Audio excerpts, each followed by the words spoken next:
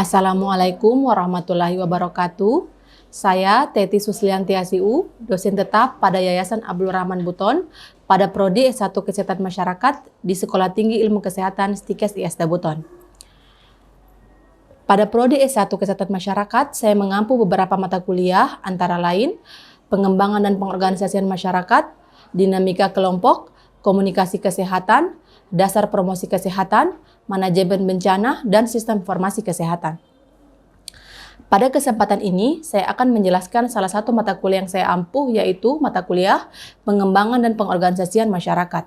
Pada pemaparan mata kuliah ini, saya menggunakan prinsip DIA atau Delivery, Interaction, dan Assessment.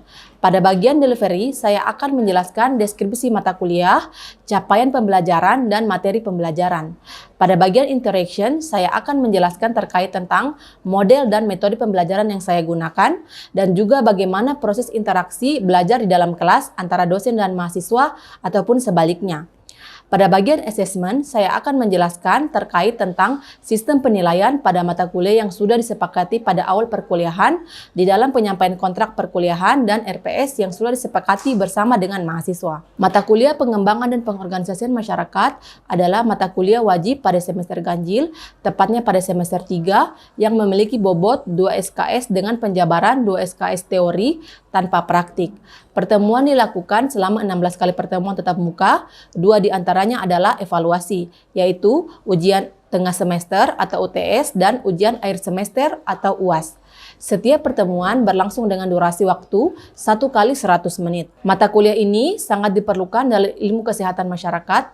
Oleh karena itu, setiap mahasiswa Kesmas harus mempunyai pemahaman tentang pengembangan dan pengorganisasian masyarakat. Adapun capaian pembelajaran mata kuliah yang diharapkan dicapai oleh mahasiswa adalah setelah menyelesaikan mata kuliah ini, mahasiswa diharapkan mampu mengetahui, memahami, menguasai dan mengimplementasikan teori, konsep, dan prinsip pengembangan pengorganisasian masyarakat, serta memahami pentingnya peran serta masyarakat dalam upaya meningkatkan derajat kesehatan masyarakat, dan diperolehnya kemampuan untuk mengembangkan dan mengorganisasi masyarakat untuk menumbuhkan upaya kesehatan masyarakat yang mandiri dan berkelanjutan. Berikut ini materi pembelajaran yang saya berikan pada mahasiswa. Di antaranya, yang pertama yaitu pendahuluan dan pengantar konsep dasar pengembangan dan pengorganisasian masyarakat. Yang kedua, langkah-langkah pelaksanaan pengembangan dan pengorganisasian masyarakat. Yang ketiga, peran petugas dan kader kesehatan. Yang keempat, pendekatan dan strategi pelaksanaan pengembangan dan pengorganisasian masyarakat. Yang kelima, hakikat manusia menurut beberapa aliran. Yang keenam, community sebagai subjek dan objek pengembangan dan pengorganisasian masyarakat. Yang ketujuh, situasi-situasi belajar dalam masyarakat. Yang kedelapan, difusi inovasi dalam pengembangan dan pengorganisasian masyarakat. Yang kesembilan, konsep partisipasi dalam pengembangan pengorganisasian masyarakat. Yang ke-10, lembaga swadaya masyarakat dalam pengembangan dan pengorganisasian masyarakat. Yang ke-11, PHC, PKMD, dan Posyandu. Yang ke-12, model pengembangan dan pengorganisasian masyarakat. Dan yang ke-13, teknologi tepat guna dalam pengembangan dan pengorganisasian masyarakat. Pelaksanaan pembelajaran mata kuliah pengembangan dan pengorganisasian masyarakat dilaksanakan secara luring, yaitu proses belajar mengajar dilakukan secara langsung di dalam kelas dengan cara tatap muka antara saya dan mahasiswa, dan bisa berinteraksi mulai dari saya menjelaskan materi dan memberikan pertanyaan ataupun sebaliknya. Metode pembelajaran yang saya gunakan ada 5, yaitu ceramah, diskusi, tanya jawab, studi kasus, dan penugasan terstruktur. Metode ceramah atau penyampaian materi saya lakukan dengan harapan mahasiswa dapat memahami dan memperoleh materi secara luas. Sedangkan metode diskusi, metode pembelajaran yang menghadapkan peserta didik pada suatu permasalahan. Tujuan metode ini adalah untuk memecahkan permasalahan, menjawab pertanyaan, dan memahami pengetahuan peserta didik, serta untuk membuat suatu keputusan. Sedangkan metode tanya jawab mengajar dengan komunikasi langsung yang bersifat dua arah antara dosen dan mahasiswa ataupun sebaliknya, baik itu bertanya ataupun memberikan jawaban. Itu studi kasus. Metode ini berbentuk penjelasan tentang masalah, kejadian, atau situasi tertentu. Kemudian mahasiswa ditugasi mencari alternatif pemecahannya. Sedangkan metode penugasan terstruktur merupakan seperangkat tindakan yang dirancang untuk proses belajar peserta didik dengan memperhitungkan kejadian-kejadian internal yang berlangsung dalam peserta didik. Dalam prosesnya, dibangun interaksi antara mahasiswa dan dosen, baik itu di kelas, melalui media komunikasi seperti melalui WhatsApp group, hingga penggunaan aplikasi Edlink Sevima dalam proses perkuliahan. Media ini biasa digunakan untuk memberikan materi perkuliahan serta proses penugasan mahasiswa. Terkait sistem penilaian terhadap hasil akhir mata kuliah ini ada 4 aspek yang dinilai. Yang pertama yaitu kehadiran, yang kedua tugas, yang ketiga ujian tengah semester, yang keempat ujian akhir semester. Kehadiran sebesar 10%, tugas 20%, ujian tengah semester sebesar 30%, sedangkan ujian akhir semester sebesar 40%. Selanjutnya, saya akan menampilkan cuplikan video salah satu pertemuan dari topik mata kuliah ini, yaitu peran petugas dan kader kesehatan. Kita saksikan video berikut ini. Assalamualaikum warahmatullahi wabarakatuh. Waalaikumsalam warahmatullahi wabarakatuh. Ya, selamat pagi mahasiswa sekalian ya. Alhamdulillah hari ini kita masih berikan kesehatan ya. Limpahan rahmat sehat, melanjutkan perkuliahan mata kuliah pengembangan dan pengorganisasian masyarakat. Kali ini pertemuan ketiga ya. Hari ini topik yang akan kita bahas mengenai peran petugas dan kader kesehatan ya. Sebelum kita lanjut pada pertemuan 3 ini, membahas materi ini, terlebih dahulu kita flashback kembali ya, materi pada pertemuan sebelumnya.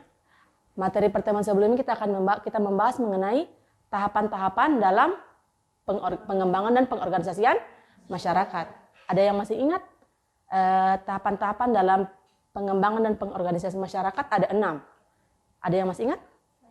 Ya, silakan Mas Yanda.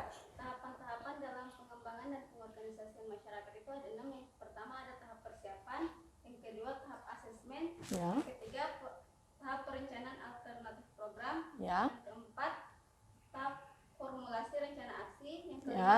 tahap pelaksanaan program, yang keenam tahap evaluasi proses dan hasil perubahan. Baik, terima kasih Mas Yanda ya. Minggu lalu kita membahas mengenai 6 tahapan pengembangan dan pengorganisasian masyarakat. Tahapan yang pertama persiapan ya. Tahapan ini persiapan petugas ya, persiapan lapangan ya. Pada tahap kedua yaitu assessment, itu mengidentifikasi masalah. Jadi kita mengidentifikasi masalah-masalah apa yang terjadi di masyarakat. Yang ketiga perencanaan alternatif program. Pada tahap ini kita sebagai tenaga kesehatan berkoordinasi sama masyarakat, mendiskusikan kira-kira alternatif program apa yang kita pilih untuk menyelesaikan masalah tadi. Yang keempat, formulasi rencana aksi ya. Pada tahap ini kita sudah menentukan, oh program ini berdasarkan rapat dengan masyarakat, oh program ini yang kita pilih sebagai penyelesaian masalah dari masyarakat ya. Yang kelima, pelaksanaan program ya. Jadi dilaksanakan programnya yang kita sudah tentukan tadi. Yang keenam evaluasi. Evaluasi ini kita menilai apakah program yang kita laksanakan itu berhasil atau tidak. Apa yang berhasil dari segi perencanaan, apakah sesuai dengan perencanaan yang dibuat pada tahap awal ya. Oke. Kita lanjut ya. Kita masuk ke pertemuan hari ini. Kita akan membahas mengenai peran petugas dan kader kesehatan ya. Oke, pada pertemuan kali ini ada 9 tujuan pembelajaran yang akan dicapai ya. Kita bahas mengenai nanti mahasiswa diharapkan mampu mengetahui mengenai pengertian agent of change yang pertama ya. Yang kedua, peran petugas as of agent of change. Jadi peran petugas sebagai agen pembaru atau agen perubahan. Yang ketiga adalah kualifikasi petugas sebagai agent of change. Yang keempat, fungsi dan syarat petugas sebagai agent of change ya. Yang kelima, pengertian kader kesehatan. Yang keenam, tujuan dan fungsi kader kesehatan. Yang ketujuh, mahasiswa diharapkan mampu mengetahui syarat kader kesehatan. Yang kedelapan, keuntungan keberadaan kader masyarakat. Dan kesembilan, upaya pembinaan kader kesehatan. Ya. Kita lihat yang pertama ya. Apa itu pengertian agent of change ya? Oke, agent of change ya, atau agen perubahan. Menurut Havelock, agen perubahan adalah orang yang membantu terlaksananya perubahan sosial atau suatu inovasi berencana. Sedangkan menurut Surjono Sukanto menyatakan bahwa agent of change itu adalah pihak-pihak yang menghendaki perubahan. Dinamakan agent of change. Pada intinya adalah agent of change ini adalah pengertian agent of change. Kalau menarik kesimpulan dari pernyataan kedua ahli tadi ya. Jadi agent of change adalah individu atau seseorang yang bertugas mempengaruhi target sasaran. Jadi misalnya ya saya biasanya kan mahasiswa disebut sebagai agent of change ya. Jadi kalian juga bisa dikatakan sebagai agent of change. Jadi kita itu bertugas untuk mempengaruhi masyarakat. Dalam hal ini kita biasanya mahasiswa kesehatan mempengaruhi masyarakat untuk berbuat sesuai dengan aturan-aturan kesehatan yang ada ya. Jadi kita mengharapkan perubahan mereka itu sesuai dengan apa yang kita kehendaki. Jadi pada kesimpulan ini meskipun mereka berubah tapi tidak sesuai dengan apa yang kita kehendaki, bukan dikatakan sebagai agent of change ya. Selanjutnya peran agen perubahan ya. Agen perubahan berfungsi sebagai mata rantai komunikasi antara dua atau lebih sistem sosial, yaitu menghubungkan antara satu sistem sosial yang mempelopori perubahan tadi dengan sistem sosial masyarakat yang dibinanya dalam upaya perubahan tersebut ya. Jadi agen perubahan itu perannya adalah dia penghubung antara satu sistem yang ada, misalnya ada dua kelompok masyarakat, misalnya kelompok masyarakat A dan kelompok masyarakat B, kita sebagai penghubung untuk berkomunikasinya dua kelompok tersebut ya. Itu disebut sebagai namanya peran agen perubahan. Tapi ya, di sini menurut Rogers and Schumacher ya, peran agen perubahan ada 4 ya. Ini secara utamanya ada 4 ya. Yang pertama sebagai katalisator, yang kedua sebagai pemecahan persoalan, yang ketiga sebagai pembantu proses perubahan, yang keempat sebagai penghubung atau lingkar. Sampai sini ada pertanyaan? Dari ini ya. Jadi kita ulang kembali, ada 4 peran agen perubahan. Yang pertama sebagai katalisator ya. Yang kedua sebagai pemberi pemecahan persoalan, yang ketiga sebagai pembantu proses perubahan, yang keempat sebagai lingkar ya. Ini diingat ya. Ya. Biasanya saya sering tanyakan di final atau UTS ya. Selanjutnya. Kualifikasi agen perubahan ya. Menurut Duncan dan Zaltman ya. Saya tidak tahu Duncan dan Zaltman ini orang apa ya. Tapi menurut mereka berdua mengatakan bahwa agen perubahan itu harus mempunyai 3 kualifikasi ya. Pertama, kualifikasi teknis, yang kedua, kemampuan administratif, yang ketiga, hubungan antar pribadi. Oke. Lanjut ya. Oke. Fungsi petugas kesehatan sebagai agent of change menurut Ross ada 3 ya. Sebagai guide ya, atau pembimbing, sebagai enabler atau pendorong, dan sebagai expert atau ahli ya. Sebagai guide atau pembimbing. Jadi kita sebagai agent of change mengarahkan, membimbing masyarakat bahwa ini masalahnya, tujuan yang akan dicapai ini, pembicaraan masalahnya adalah seperti ini. Kita mengarahkan mereka. Kita membimbing ya masyarakat. Yang kedua, enabler, pendorong. Kita harus memfasilitasi, mendorong masyarakat bahwa ibu-ibu harus menyelesaikan, bapak-bapak masalah ini harus diselesaikan. Kalau tidak diselesaikan akan berimbas terhadap misalnya masalah kesehatannya dan sebagainya ya. Yang ketiga sebagai expert atau ahli. Tentu kita memberikan bimbingan-bimbingan teknis ya. Karena kita sebagai agent of change dianggap mempunyai kemampuan ya, pengetahuan ya. Pasti sudah dianggap mahasiswa sebagai agent of change pasti pengetahuannya minimal lebih baik lah dibandingkan orang yang tidak bersekolah. Sebagai agent of change juga pasti kita harus memberikan bimbingan-bimbingan sesuai dengan ilmu pengetahuan yang kita punya sebagai ahli di sini. Oke. Syarat petugas kesehatan ya sebagai agent of change. Yang pertama, dapat dipercaya masyarakat. Ini pasti ya. Susah kita sebagai masyarakat pasti pertama melihat seseorang itu sebagai agen itu pasti kita lihat apakah dia orang dipercaya atau tidak. Terkadang kalau alumni Stikes, mereka itu pasti pintar-pintar ya. Alumni Stikes, jadi pasti mereka apa yang dia sampaikan benar ya. Mari kita dengar apa yang dia sampaikan. Pasti untuk kebaikannya kita. Berarti kita tergolong dalam kelompok orang yang dipercaya. Mampu mengetahui sumber daya yang ada di masyarakat dan di luar masyarakat. Sebagai agent of change kita harus mengetahui sumber daya apa yang ada di masyarakat. Misalnya di masyarakat ini mayoritas dia berpenghasilan sebagai apa ya? Misalnya mungkin sebagian besar berpenghasilan sebagai nelayan.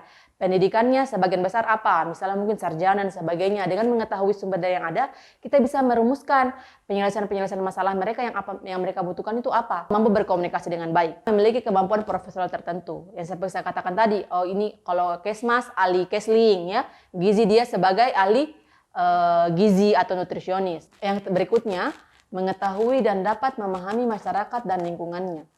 Yang terakhir itu menyadari keterbatasan dirinya sendiri. Ya, ini penting ya. Karena terkadang itu agent of change merasa bisa kerja sendiri tanpa bantuan orang lain.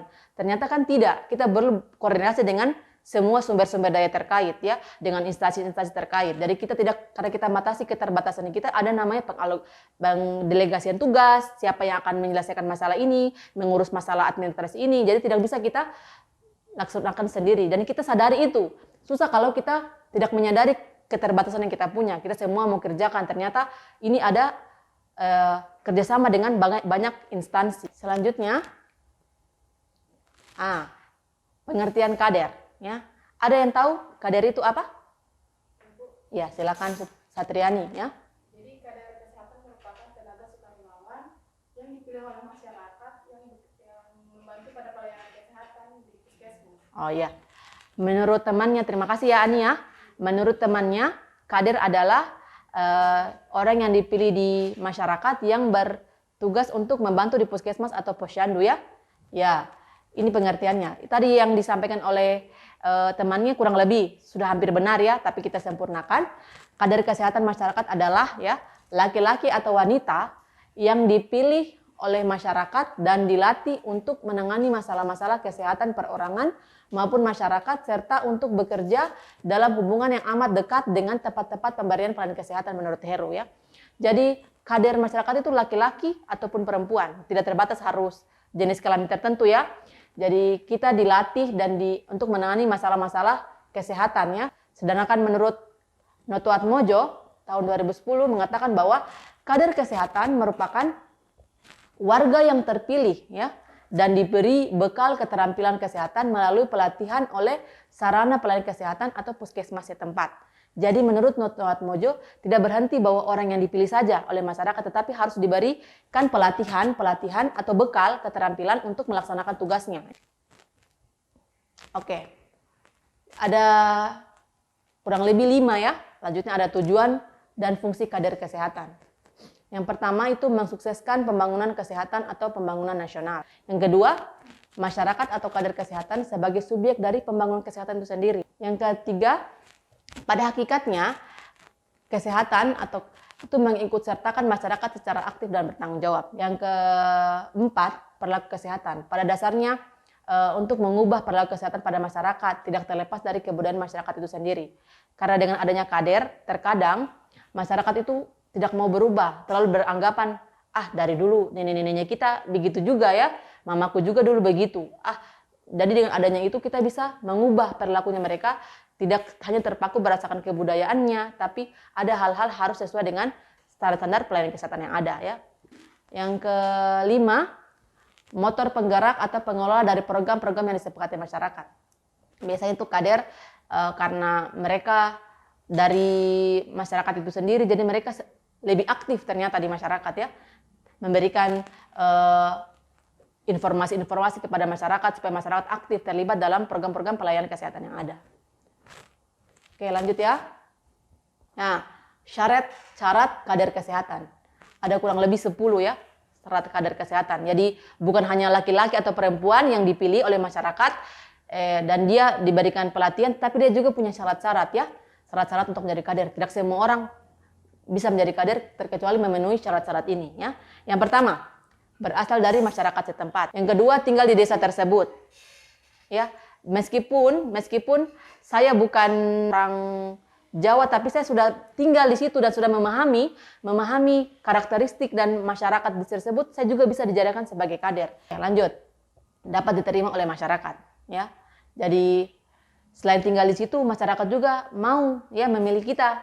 Yang keempat ya, bersedia mengabdi untuk masyarakat. Ya, ini harus jelas kita mengabdi ya, karena memang kader ini dia secara umum dia tidak memiliki gaji ya, tidak memiliki gaji, hanya terkadang ada hal-hal insentif yang diberikan oleh puskesmas sebagai tanda terima kasih. Yang kelima, masih cukup mempunyai waktu ya selain mencari nafkah ya, karena tadi dia tidak bisa mengharapkan gaji kader ya sebagai nafkah, jadi dia harus mempunyai waktu. Selanjutnya bisa baca dan tulis, ini penting ya. Bagaimana mau menulis kartu KMS ya, melihat angka-angka di timbangan bayi kalau tidak tahu baca dan tulis. Yang kedua, memiliki penghasilan sendiri ya. Seperti sudah katakan tadi, orang yang jadi kader itu tidak hanya mengabdi kepada masyarakat, dia harus mempunyai penghasilan sendiri karena tidak bisa mengharapkan murni dari penghasilan sebagai kader. Karena kader itu murni mengabdi tanpa pamrih. Yang kedelapan, aktif dalam kegiatan sosial maupun pembangunan desa. Ya. Jadi kita harus aktif di masyarakat supaya interaksi kepada masyarakat, hubungan antar pribadi terhadap masyarakat juga kita terjalin dengan baik. Ya. Selanjutnya yang kesembilan, dikenal masyarakat dan diterima masyarakat dan bekerja sama dengan masyarakat. Ya. Kalau kita sudah diterima, aktif, pasti kita akan dikenal ya. Yang dimaksud oleh kader ini adalah dikenal dalam hal yang positif ya. Yang terakhir adalah berwibawa. Ini berwibawa ini tidak ada patokan bagaimana menjadi orang berwibawa. Minimal kita itu berwibawa ketika orang kayak kita menyampaikan informasi kepada masyarakat, masyarakat mau mendengar, ya. Oke, lanjut ya. Oke, ini kriteria pemilihan kader kesehatan antara lain sanggup bekerja secara sukarela, mendapat kepercayaan dari masyarakat, serta mempunyai kredibilitas yang baik, di mana perilakunya menjadi panutan masyarakat, memiliki jiwa pengabdian yang tinggi, mempunyai penghasilan, tetap pandai membaca dan menulis, serta sanggup membina masyarakat sekitarnya. Tadi kurang lebih sama ya, yang dikatakan oleh Effendi dan Mahfudil ya, Fudli ya. Kurang lebih sama dengan tadi 10 kriteria yang kita jabarkan tadi sebelumnya ya. Oke, lanjut. Ya. Keuntungan dengan keberadaannya kader. Ada tidak untungnya dengan adanya kader di masyarakat? Tentu ada ya. Yang pertama keuntungan dari masyarakat itu sendiri. Yang kedua dari lembaga atau fasilitas kesehatan itu sendiri. Yang ketiga itu dari kader. Kader juga mendapatkan manfaat ya dari masyarakat. Yang pertama dari masyarakat. Masyarakat dengan adanya kader, masyarakat itu aktif, terlibat ya, terlibat dari masalah-masalah kesehatannya, mereka lebih cepat mendapat informasi karena kadernya dekat dengan masyarakat ya. Tidak ada gap antara masyarakat dan masyarakat, lebih cepat mendapatkan informasi dari sisi masyarakatnya ya. Dan masyarakat bisa terbantu dengan adanya kader ya. Tidak perlu lagi sungkan-sungkan. Biasanya kan kita sama tenaga kesehatan sungkan ya. Sungkan-sungkan tanya Bu Bidan, kapan lagi posyandu, kapan lagi pembagian pil KB dan sebagainya. Tapi dengan adanya kader, karena kita sudah akrab, tetangga kita sendiri, orang dari kita sendiri, kita bisa tinggal tanya. Yang kedua, lembaga fasilitas kesehatan puskesmas. Tentu ya, puskesmas sangat mendapatkan keuntungan ya untuk dengan keberadaan kader ini. Karena kader banyak memberikan bantuan ya. Kalau semuanya ditangani oleh bidan atau perawat dengan sumber daya kesehatan yang terbatas, ya, jadi kewalahan juga. Yang ketiga, itu manfaat bagi si kader itu sendiri, ya. Si kader karena diberikan bimbingan teknis banyak mengetahui tentang masalah-masalah kesehatan atau masalah-masalah program-program kesehatan yang ada, ya. Karena dia mendapatkan bimbingan. Jadi keuntungan keberadaan kader kesehatan itu ada 3. Yang pertama masyarakat itu sendiri. Yang kedua lembaga fasilitas kesehatan atau puskesmas. Yang ketiga kader itu sendiri juga mendapatkan manfaat ya. Karena meningkatnya pengetahuan yang diberikan pasti ada bimbingan-bimbingan, jadi dia secara pengetahuan lebih baik lebih sebelum dia menjadi kader kesehatan. Oke, lanjut. Ya, ini yang terakhir ya. Bentuk upaya pembinaan kader kesehatan ya. Tentu tadi saya katakan tadi kader-kader ini harus dibina ya. Harus dibina, harus ada upaya-upaya pembinaan yang dilakukan ya. Yang di sini ada kurang lebih 7 ya upaya pembinaan kader yang biasa dilakukan. Yang pertama itu karya wisata. Ya, ini penting ya. Karya wisata itu pergi berwisata ya. Pergi berwisata, misalnya mungkin pergi ke mana ya untuk meningkatkan misalnya kekompakan antara kader ya. Yang kedua, ikut dalam mini lokakarya setiap bulan ya, ikut dalam mini lokakarya setiap bulan di puskesmas atau di kelurahan ya. Yang ketiga, penghargaan kepada kader berprestasi. Ini penting ya. Selain tadi butuh karya wisata, butuh pembinaan, dia ternyata kader ini juga sebenarnya harus ada penghargaan. Yang terakhir ya, kunjungan pejabat ke posyandu ya. Misalnya ada tiba-tiba kunjungan dari kepala puskesmas atau kepala dinas kesehatan untuk melihat bagaimana kinerja kader yang ada di posyandu atau di puskesmas ya. Yang terakhir bahan bacaan ya. Ya, kader harus dibeli bahan bacaan, misalnya mungkin bacaan-bacaan mengenai ibu dan anak, bacaan-bacaan mengenai kondisi-kondisi lingkungan atau counseling ya, diberikan secara gratis ya. Baiknya secara gratis, bahan bacaan gratis. Mungkin kalau tidak bisa dalam bentuk print out, bisa dalam bentuk file-file yang dikirimkan ya. Yang terakhir refreshing dan training ya. Selanjutnya, dari hasil pemaparan tadi, apakah ada yang perlu ditanyakan atau ada yang perlu diskusikan sama adik-adik? Ada yang mau ditanyakan? Silakan. Ya, silakan. Amiana ya. Jadi yang mau saya tanyakan di sini kan kita membahas tentang kader. Iya. Yang saya tanyakan ini apa sajakah peran kader kesehatan di puskesmas? Oh ya. Baik ya. Kan tadi kita membahas secara umum apa kira-kira perannya, kegiatannya apa-apa saja ya di Kades. Baik, pertanyaannya baik. Kita tampung dulu. Ada lagi yang lain yang akan bertanya? Ya, silakan Ulfa. Jadi yang akan saya tanyakan di sini yaitu menurut Ibu kegiatan apa saja yang harus terus-menerus dikembangkan dari seorang kader kesehatan? Ya, pertanyaannya baik sekali ya. Dari kira-kira kegiatan apa yang harus terus dikembangkan untuk dari seorang kader kesehatan. Sebelum saya jawab, kira-kira ada teman yang mampu menjawab? Ya, silakan. Suarti. Menjawab pertanyaan dari saudaranya. Oh ya, silakan. Jadi biasanya kader di puskesmas itu membantu seperti kelangsungan kegiatan posyandu, kemudian pada kegiatan posyandu ada memberitahukan hari dan jam pelaksanaan posyandu kepada ibu-ibu dan yang kemudian menyiapkan peralatan untuk penyelenggaraan posyandu. Benar sekali ya. Benar ya. Kader biasanya itu di puskesmas biasanya membantu dalam kegiatan posyandu contohnya ya. Jadi itu kader memberikan informasi mengenai kapan jadwal posyandu. Biasanya itu dihubungi di telepon atau di WA ya, atau di SMS atau langsung ke rumahnya disampaikan bahwa besok posyandu. Yang kedua mempersiapkan alat. Biasanya seperti timbangan ya, kartu menuju sehat atau biasanya juga makanan-makanan tambahan ya. Biasanya di posyandu ada dibagi-bagikan itu bubur kacang hijau untuk anak-anak ya. Itu yang siapkan semua kader ya. Itu salah satu contoh tugasnya kader perannya kader di puskesmas. Selanjutnya tadi pertanyaannya dari Ulfa. Ada yang bisa berpendapat atau menjawab? Ya, silakan Reni. Menurut saya itu kader harus diberikan pelatihan dan pembinaan serta pemantauan terhadap kegiatan rutin yang dilakukan melalui pertemuan-pertemuan kader di posyandu. Ya, benar ya. Sebenarnya jawabannya Reni tadi, terima kasih Reni ya, sudah termuat dalam ini semua ya. Jadi kader itu pada dasarnya upaya yang dilakukan harus terlakukan yang ini semua ya. Kalau bisa refreshing tiap beberapa bulan ya. Jangan hanya 1 tahun sekali, kalau bisa setiap bulan ya. Setiap akhir bulan refreshing ya. Atau melakukan pertemuan lebih sering ya. Bimbingan-bimbingan terus lebih sering. Bahan-bahan bacaannya lebih banyak ya. Supaya informasi atau pengetahuannya lebih banyak lagi ya. Kalau bisa penghargaan diberikan itu rewardnya tinggi ya. Supaya masyarakat kader-kader lebih semangat untuk bekerja ya. Mungkin yang itu ya. Ada lagi yang bertanya mengenai pertemuan hari ini? Ya, cukup ya. Mungkin hari ini cukup ya. Saya ucapkan terima kasih atas perhatiannya. Mohon maaf apabila dalam penyampaian saya kuliah hari ini ada yang kurang jelas atau kurang berkenan atau menyinggung perasaan adik-adik. Saya mohon maaf.